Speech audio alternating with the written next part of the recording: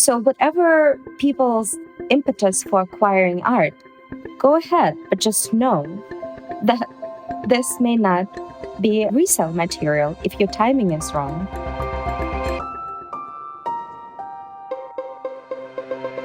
I'm Andrew Russeth, and this is The Art Angle, a podcast by Artnet News.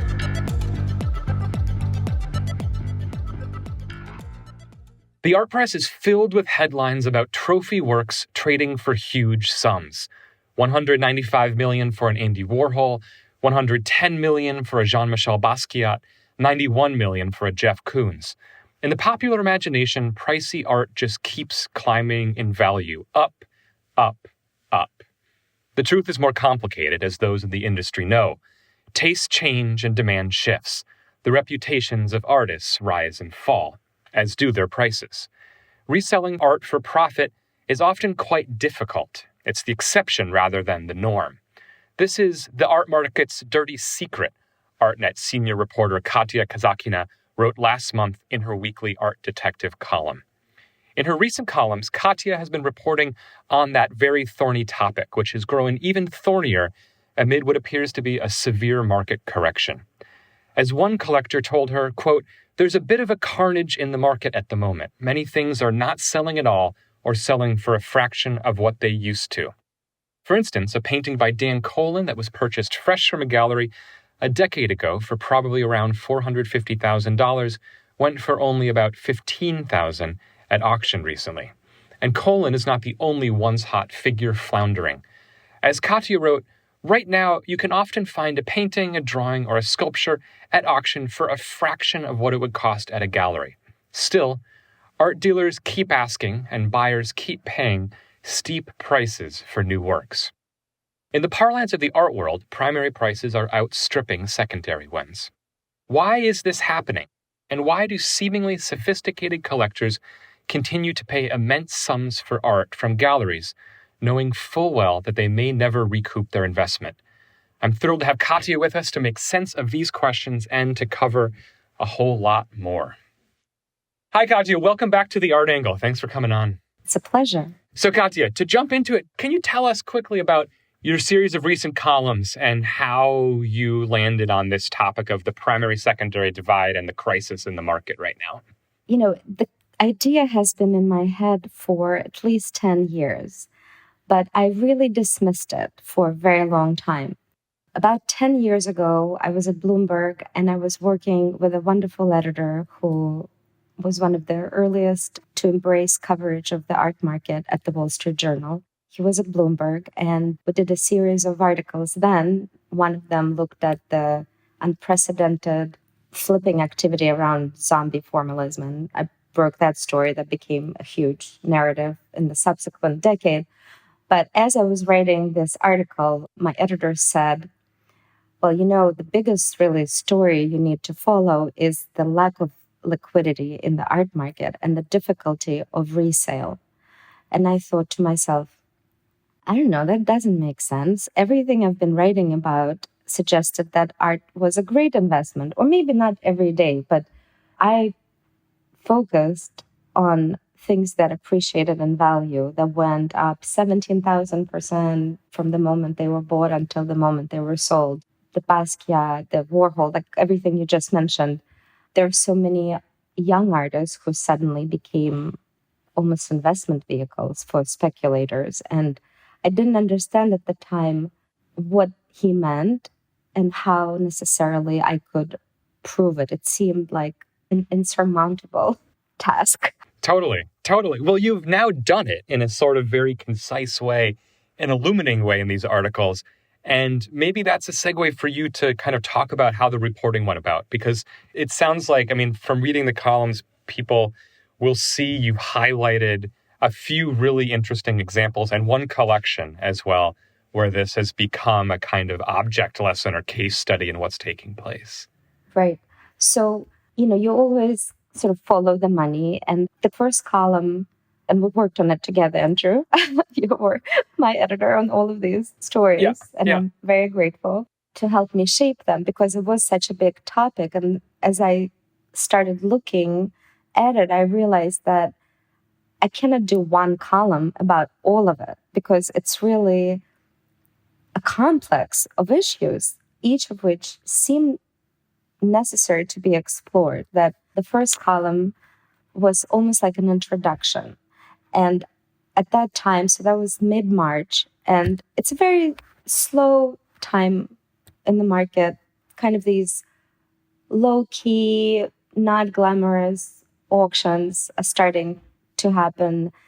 And Christie, Sotheby's, Phillips, they all had these, like, not even mid-season auctions. Some of them were very small online sales that are very easy to not notice. And But I started hearing for the past year quite intensely from buyers of art complaints that secondary prices now lower than primary prices. That prices basically for new works by hot contemporary artists are so high that they exceed what they could be sold for at auction. And that made me think of that story that my editor 10 years ago asked me to pursue.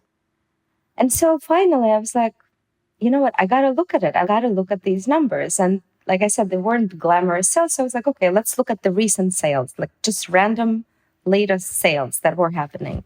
Yeah. And I looked at them on my own and I started noticing strange things. The first thing I noticed that jumped out at me was a Frank Stella sculpture from the 80s that was being offered without a reserve, with an estimate of, I think, $150,000 to $250,000, but the starting bid was like $25,000. Amazing. That seemed weird. So I kind of filed it away and went on vacation. And then I came back from vacation and the sale was completed. And I went through the results and I noticed that sculpture, a monumental sculpture, sold for $48,000. Right. And this is astonishing. Frank Stella, of course, better known as a painter, but one of the hallmark artists of the post-war era. And this is a remarkable result.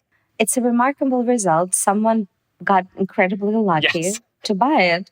But at the same time, I knew that Frank Stella's new works just opened at Jeffrey Deitch's gallery in Soho, where they were being sold for $2.5 million. So obviously, these are radically different works created 40 years apart. So in a way, okay, you can say those are not comparing apples to apples. But the idea that primary prices for the new sculptures by Stella are $2.5 million, but his old works are sold without a reserve for $48,000. To me, that encapsulated the issue. Yes. And so then I went back to those auctions and I found a whole bunch of other examples. One of them was the painting by Dan Collin that you mentioned earlier. And I kind of remembered that painting from years ago. And I Googled it and found a reference to that painting in the collection of Rosa and Carlos de la Cruz in Miami.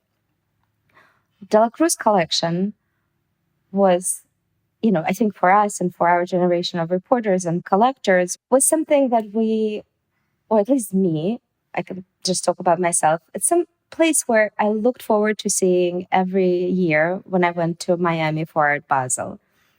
They were so on trend, and you always saw the works by the most coveted artists, the hottest artists of that year. Yes. Acquired and exhibited beautifully in that 30,000 square foot Kunsthalle. Everyone went there. It was a place where we all would wander in before the fair, after the fair, the day before, later in the week. And yeah, you would see Guyton, it was Wool, it was a great collection of Latin American artists as well. Ana Mendieta, Felix Gonzalez-Torres. Dana Schutz. Yes, exactly. Dan Collin. Love it or hate it, it was exciting to be there because you saw the latest works by the most important, hottest artists. It was a place to be. And it felt, I would say, especially as a young writer about art, it felt like a glamorous place to be, too, that this was someone who had access to the best, who had access to what was really exciting and was spending the money to bring all of this into one collection. Exactly. And I think for collectors who came to shop in Miami, it was a cue. Mm-hmm. what to buy. And they went to the fair and bought works by the same artists. Yes. Right? It was a seal of approval. Yes. So go back to that painting by Dan Cullen. I looked at the estimate and it surprised me because the estimate was $15,000 to $25,000. And when you're looking at something online, you can't really tell how big or small it is. And then, I looked up the images and it was a massive painting, huge painting. So I just knew that there was no way that this new painting cost them $15,000, $20,000 at that time. And I looked into it and confirmed that, in fact, these paintings, when they were new, they were priced at $450,000. The De La Cruzes bought at least 2 of them, I think 3, and they've sold all of them since then. And they sold all of them for a lot less. And that led me to question why. Why would collectors like the De La Cruzes sell a work that was prominently featured in their collection over the years at a mid-season online sale anonymously? And there was no indication that it was theirs. That led me to a pretty big scoop. I don't know. I get excited by news and I get excited by following the money. And I know it's a complicated story, I think, right now. We're in a complicated moment in the market because there is an unraveling happening. And this collection that was assembled with great care over 2 decades is now going to an auction. Yes. I think it really does serve as this perfect encapsulation of what you're describing. I mean, this was Katya's sort of the second column in this series, but almost a kind of sidebar of a column. And it was titled, "It Was Her Life, Major Miami Collection Heads to Auction Following Founder's Death." And it will now be sold by Christie's, right? It's estimated to pull in about $30 million, which, as you reported, talking to sources in the field, is really a fraction of what it once could have been acquired for or sold for. Correct. And that kind of brings us to the kind of important point that so much in the art market is about timing. Yes. So if the De La Cruz collection, for whatever reason, was sold 10 years ago, 7 years ago, they could have reaped, more than $100 million in profit. And at this point, the markets of several key artists in the collection have turned. It doesn't mean that they're not important artists in the scheme of things, but tastes have changed since the De La Cruzes acquired them. And the market is very nervous about how they're going to perform. Because already the markets of these artists have contracted in the last few years. And it would be interesting to see whether, well, first of all, how Christie's estimates them, how attractive and conservative the estimates are. And if they are very conservative, whether they will attract maybe a new generation of collectors interested in these artists and perhaps seeing their revised estimates as an opportunity to buy. So, that would be a really big test. Right. It's an interesting question of whether the demand will be there. And it could, in a way, be positive over the long term, because we could see people enter the market, stand behind these artists, boost them up. But it's a real risk in selling right now. And you reported that the De La Cruz family essentially has said it's part of their estate planning, to go back to your column. And they saw this as really Rosa De La Cruz's passion. And she has sadly passed away. And so they're making the decision to sell off these works. But as you point out, it's a larger phenomenon, right? The shrinking market. And essentially, what is your sense of why other collectors are willing to take these losses? You have a whole run of people in your column who either are selling for just enormously or much smaller amounts, or attempting to sell things and actually failing to even find buyers. Why are people not just sitting on their hands or trying to wait this out? Many different reasons, of course. In many cases, it's very individual. Of course, there's death, and divorce. Yeah. So there are circumstances that bring these works to auction. A lot of them are anonymous, so we don't really know exactly who is selling for what reason. The De La Cruz, there was death. I think people need money. Mm-hmm. There might be liquidity issues. Maybe people are harvesting losses. Maybe they made money in another area and selling, okay, it's not going to go up. Let's sell it. Let's not forget also that art costs a lot to own. You have to insure it. You have to store it. Storage is expensive. So I think people are just making these calculations, and perhaps they're sold something incredibly well and made money on another artwork, and that's okay. And that's how I think a lot of advisors counsel their clients. And it was very striking. One advisor that I talked to compared artwork to a new car, and that loses its value when it drives off the lot. Yeah. It loses 85% of value. And the person said that if you were lucky over a period of many, many years and possibly decades, maybe a couple of works that you've bought will go up in value so dramatically that they will pay for the entire collection. But most of the works will not be worth more. So again, that issue of liquidity. Yes. It's hard to resell art, much harder than maybe the perpetuated narrative. Yeah.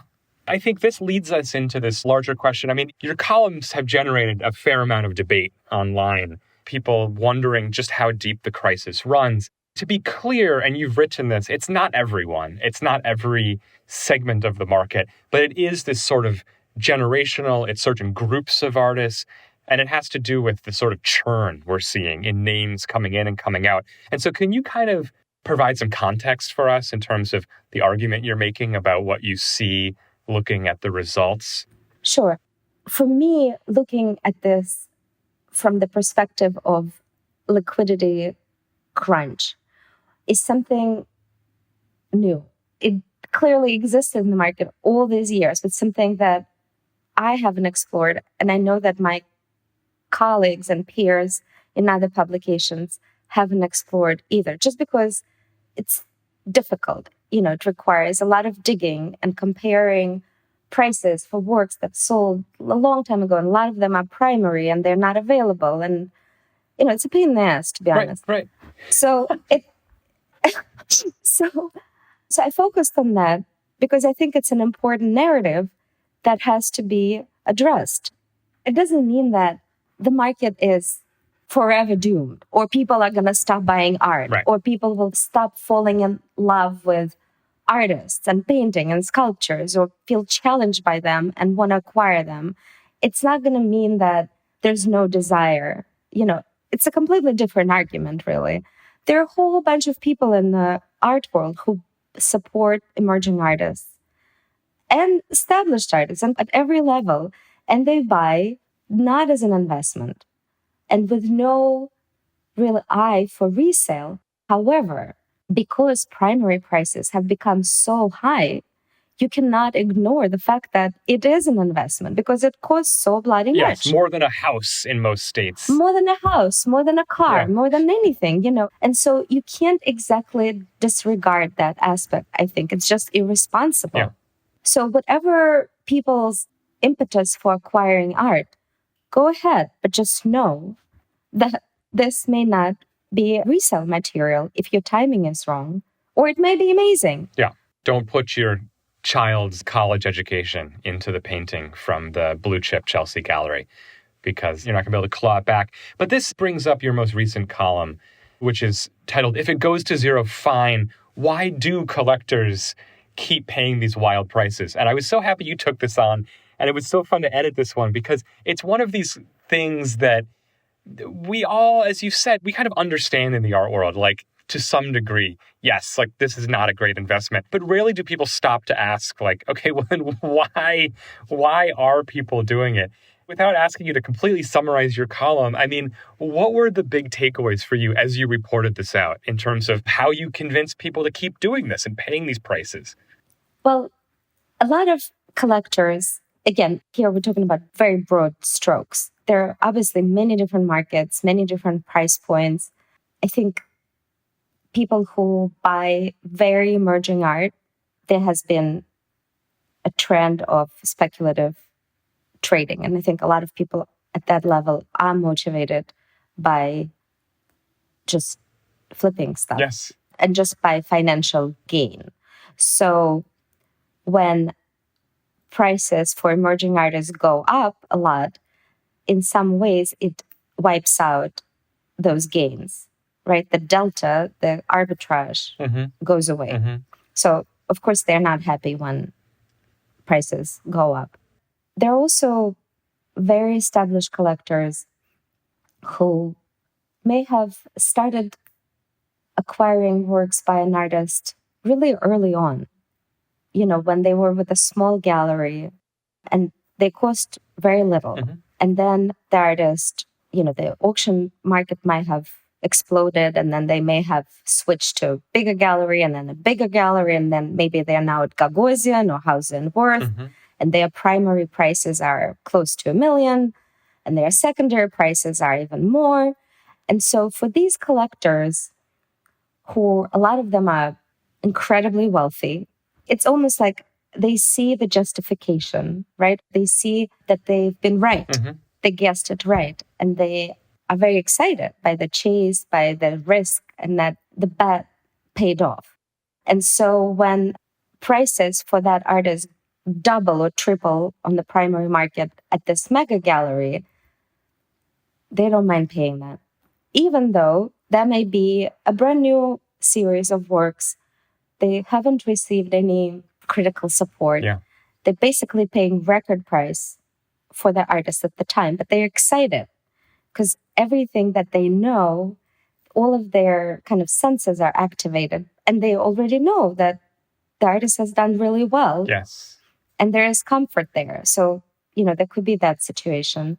And then, which for me was, I guess, really intriguing also, is that there's a group of people, very large, and probably I would say that a lot of new buyers, I would venture to say that perhaps, are driven by the social cachet of being in the art world. And so for them to pay $200,000, $300,000 to buy a work of art from one of the mega galleries is really like paying for club membership.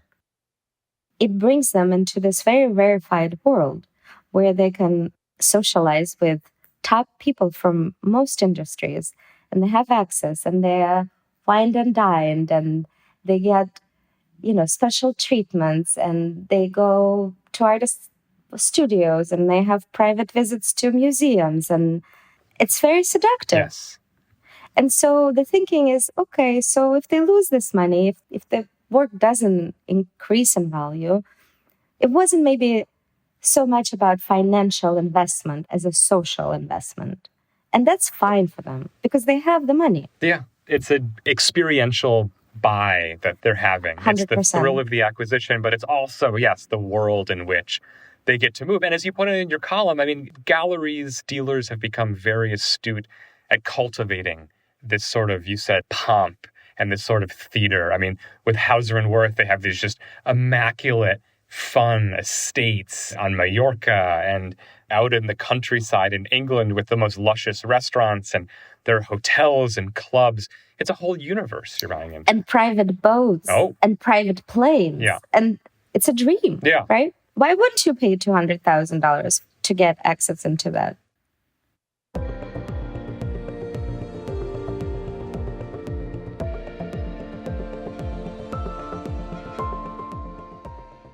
What's interesting that you've drawn out, and I'm going to go back a little bit to your conversation with Jeffrey Deitch, the amazing dealer who, of course, comes from a real business background, being at Citibank early in his career, and thinking about these things. I know he talked to you about the price of those Stellas, and he was pointing out that, the way he's priced them downtown in the millions of dollars, it's expensive to make these things, and it's expensive to even bring these things into the city and care for them. And so I guess the question I'm getting at is essentially what you've laid out is that people are overpaying for art, that they're not going to get their investment back. This potentially could lead to a crisis. What are the implications of this? Why should we care almost that maybe collectors are overpaying or making some poor financial decisions from one perspective? Like, what does it have to do with art writ large? That's a good question. I think it really has to do with art production and what art gets made and what art gets exhibited and celebrated. I mean, I don't think we should worry about Frank Stella. He's an incredible artist. He is in art history, and the sculptures are very expensive to make, and that's why they cost so much. This week we were at the Talking Galleries conference where you moderated a fascinating panel. I think that it boils down to the art that we see and actually the livelihoods of the artists who make these works.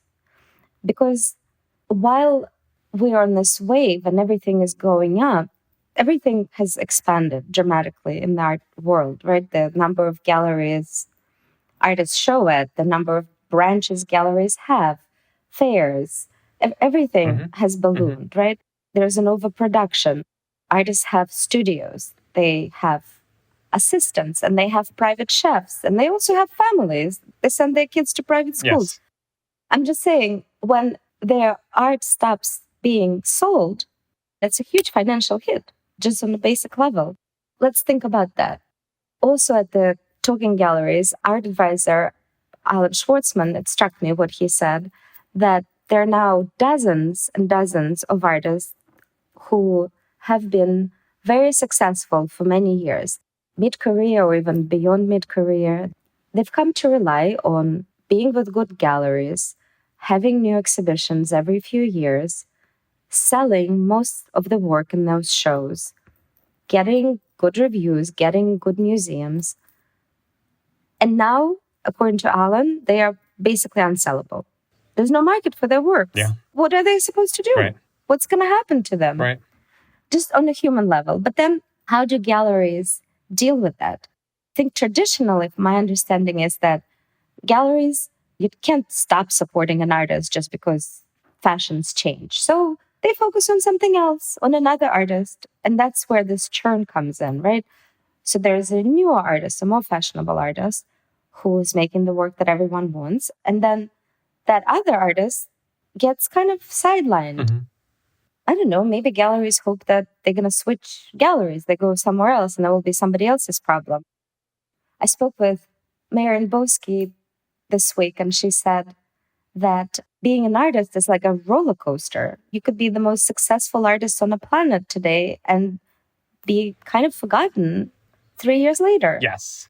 She said some artists freeze when their demand for their works goes down and they can't work, they can't produce, they're just frozen.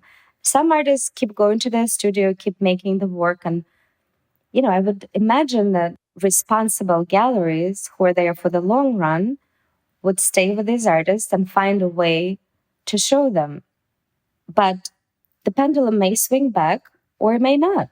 It's really a lot of risk. And I think that that's why maybe we care about this, because ultimately they're human beings who it affects. And then another point that was made at the conference, which I agree with, and I thought it was fair, that the art that is being championed right now, or has been since the pandemic, it's safer than it has been. And the impact that the fashion has on experimentation, on risk, right? What are we seeing? It has been figurative painting pretty much for the past 4 years. Yeah. In the panel that you moderated, it struck me how art dealer Monica Carmansudo from Carmansudo Gallery, she said that they started showing all kinds of art, all kinds of experimental work, video and installations and sculpture, everything. And she said that now they mainly sell paintings. Yes. And it really struck me. I don't know how you felt about it. I was shocked by that because, of course, that's a gallery that I see as so adventurous and has such a history of just bold, risk-taking things. And I think that's what you've gotten at in your column in this interesting way. I mean, there are a lot of different things going on. And one of them is what you've just talked about with Boski, this incredible speed in which the churn is happening now. You're in, you're out. You have to make all your money, you get out. And I think galleries have adapted to that to a certain degree. But it also means that this has come at a time Something else that came up is overheads have just grown a lot, right? You need multiple branches. You need to have more staff. You need to do all these incredible things to kind of keep the churn going, to do all these art fairs. And then the work just becomes so much more conservative. Exactly. I do studio visits with artists, and it's come up multiple times that I need to make something for this fair, and it's got to be a painting. Like, there's no time for anything. I heard that from someone. I was surprised by it. Again, this is like someone who is more adventurous in their practice.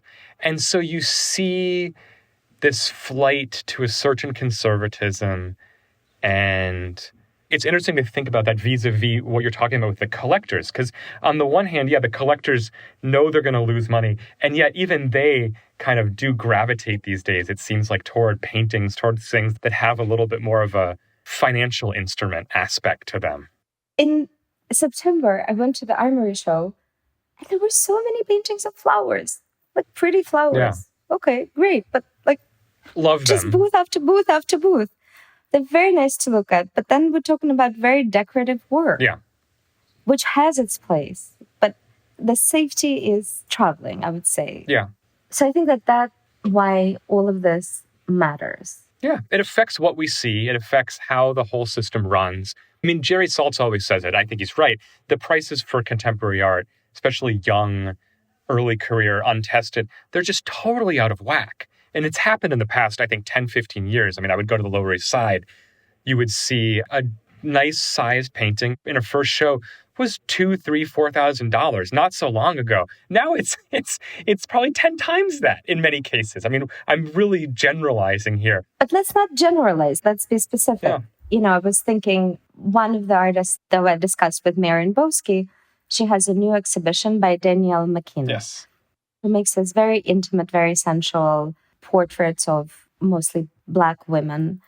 And her signature touch is that they have very kind of neon pink nail polish on their fingers, on their toes, that really pops. The paintings are very often very dark. And so this kind of a touch of color really enlivens them. So the artist, she had a photography practice before the pandemic. And since the pandemic, she was, like everyone else, locked in for her house. And she started painting these small canvases. And they really took off. And I remember seeing them in 2021, in the summer of 21, in a bunch of different places. And at that time, the prices were around $20,000 for them. Well, Marion's show in Chelsea, there are 12 works, 10 for sale, and the price range is $60,000 to $90,000. So the size that was 20 3 years ago is now 90. That's an incredible increase. It's a big increase. And Marion really thought long and hard about how to price them, because as a responsible gallerist, she needs to price them on the one hand in a way that makes it still appealing and affordable for museums, where she would love these paintings to go. On the other hand, there is a secondary market.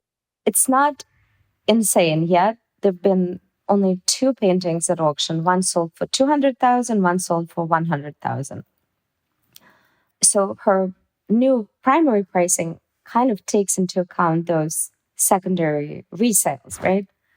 Because she doesn't want also to invite people to speculate, right, which inevitably happens at every level. I don't care how major the collector is, they all speculate. Yeah. Because at some point, they can sell one work and buy 20 others. Right. It's not like they take the money and go out for dinner. They put it usually back into their collecting. I mean, that's a great outcome for everyone involved. Reinvest the profits. Come on, everyone wins. Everyone wins. But the issue is, and I wish Danielle McKinney a long career until she's 100 years old of success. Hopefully that's what happens. But we've seen again and again these very rapid price spikes and then plateaus. Yes. You have to keep finding and people. And that's the danger, because you have to find people. And this is something that I've been thinking about a lot in the last month and asking people about. And it was really fascinating to see that this radical for the art market issue of, is there a point at which it is a responsible thing to do to cut prices? Fascinating question. I'm so glad that you're diving into this. I mean, what can you kind of preview of your reporting around this? Well, what's fascinating is that this used to be a taboo, and there is a huge divide.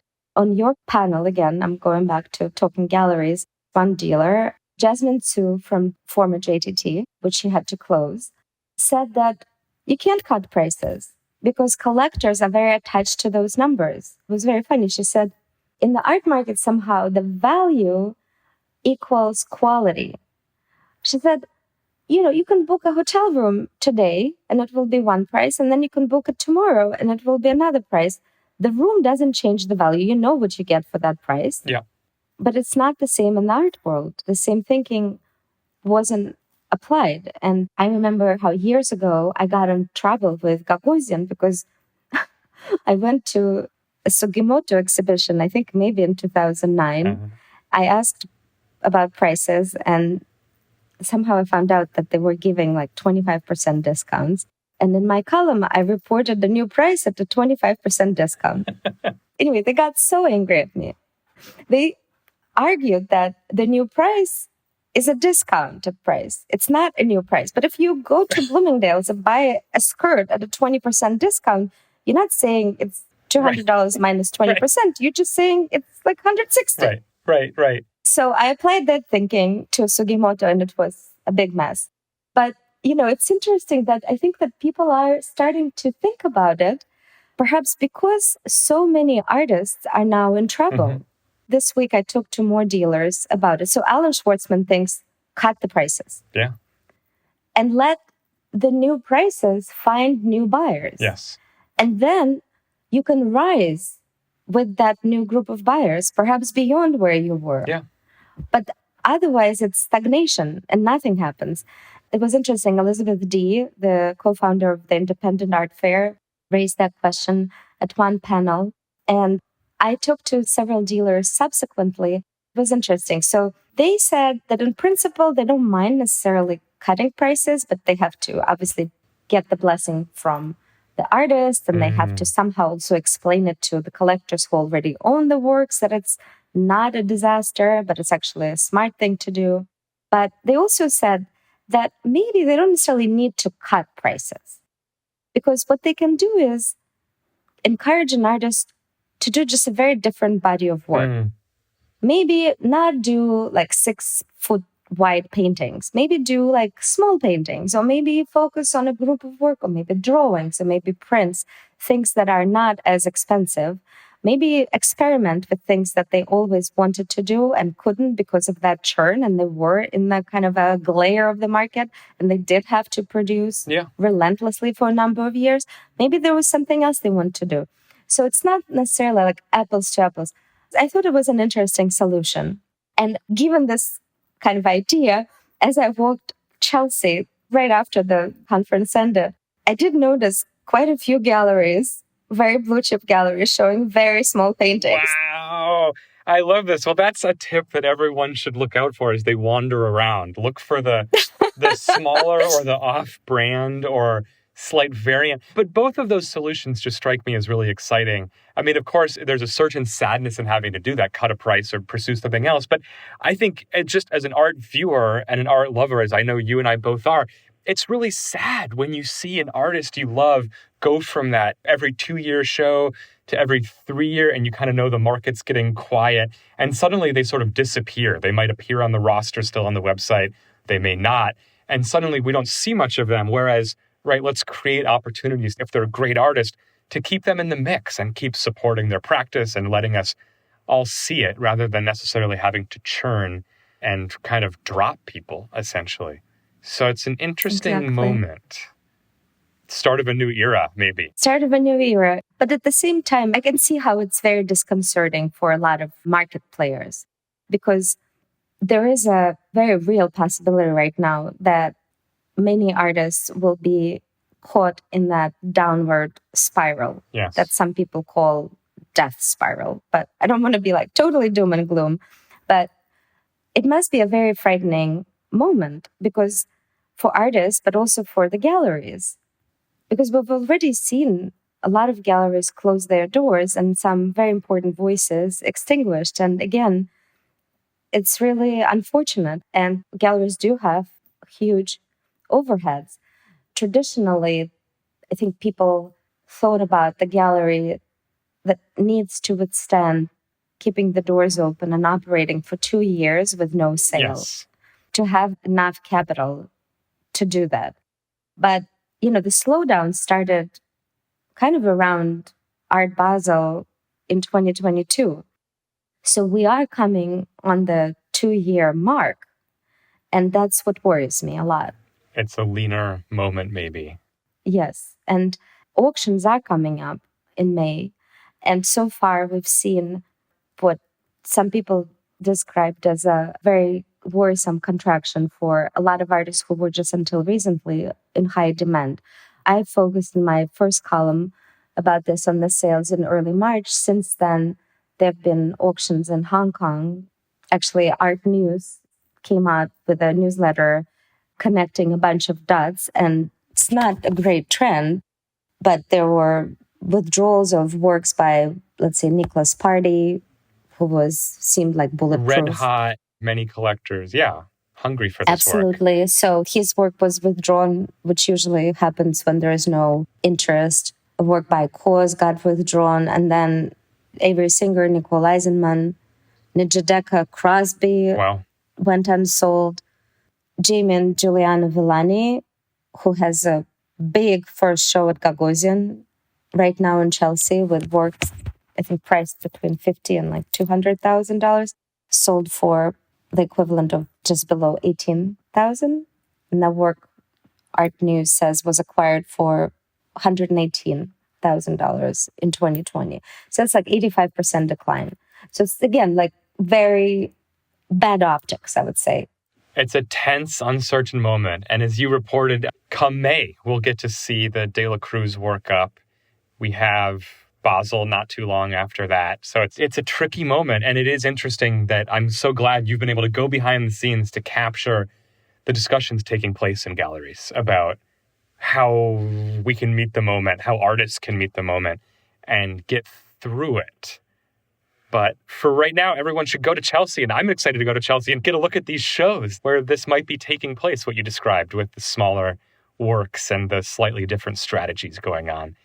Is there anything you want to kind of add in closing as you get back to working on the next series in the column? What I would like to add, perhaps, is that it's been really interesting to look into these issues, these complicated, very charged issues of the moment, through, I think, the prism of liquidity. And, another sort of where my mind goes and what I would like to explore down the line is the impact of private foundations on the ecosystem and how it led to this perhaps an unsustainable velocity.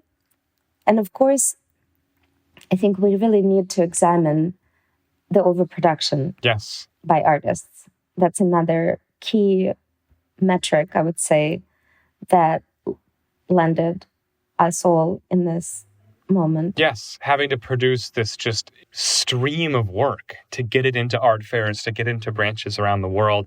And I think so. That's something for people to look forward to as you do your future columns, is looking at this, how different players are thinking about it. You've kind of done it from the collector's perspective. You're doing it from the galleries, the art dealer's perspective right now. And then also looking at for artists who, of course, have these incredible tensions, like make the money while they can versus try to be sustainable over the long term.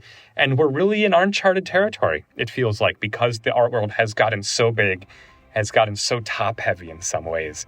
And you're in the trenches, in the back rooms, talking to all the players involved. And it's been a thrill for me to edit it and to chat with you now. Thanks so much for being on the show, Katya. I'll see you soon. Thank you so much, Andrew.